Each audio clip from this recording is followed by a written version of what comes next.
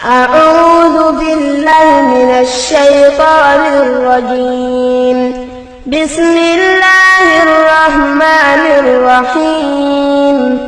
هل أتى على الإنسان حين من الدهر لم يكن شيئا مذكورا إنا خلقنا الإنسان من نطفة أمشاج نبتليه فجعلناه سميعا بصيرا إنا هديناه السبيل إما شاكرا وإما كفورا إنا أعتدنا للكافرين سلاسل وأغلالا وسعيرا إن الأبرار يشربون من كأس كان مزاجها كافورا عينا يشرب بها عباد الله يفجرونها تفجيرا يوفون بالنذر ويخافون يوما كان شره مستطيرا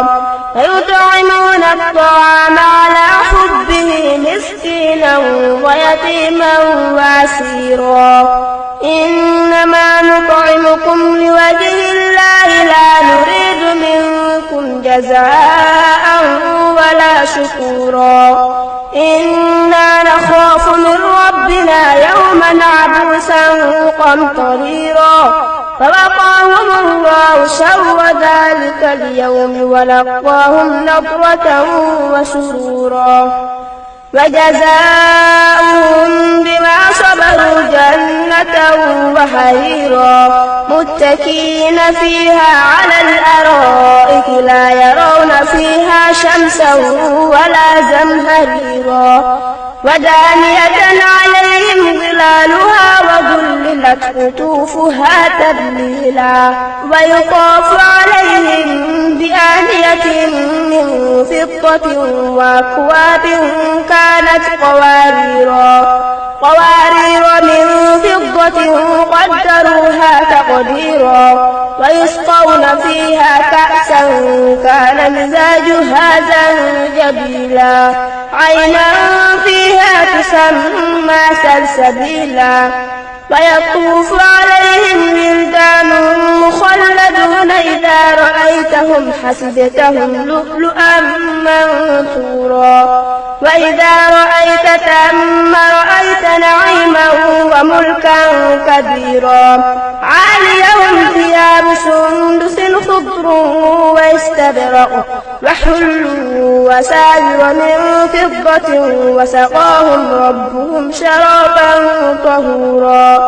إن هذا كان لكم جزاء وكان سعيكم مشكورا إنا نحن نزلنا عليك القرآن تنزيلا فاصبر لحكم ربك ولا تطع منهم آثما أو كفورا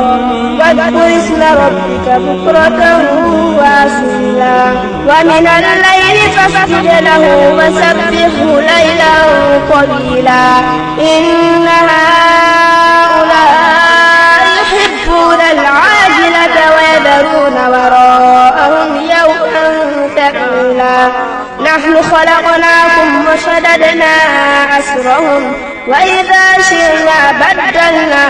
أمثالهم تبديلا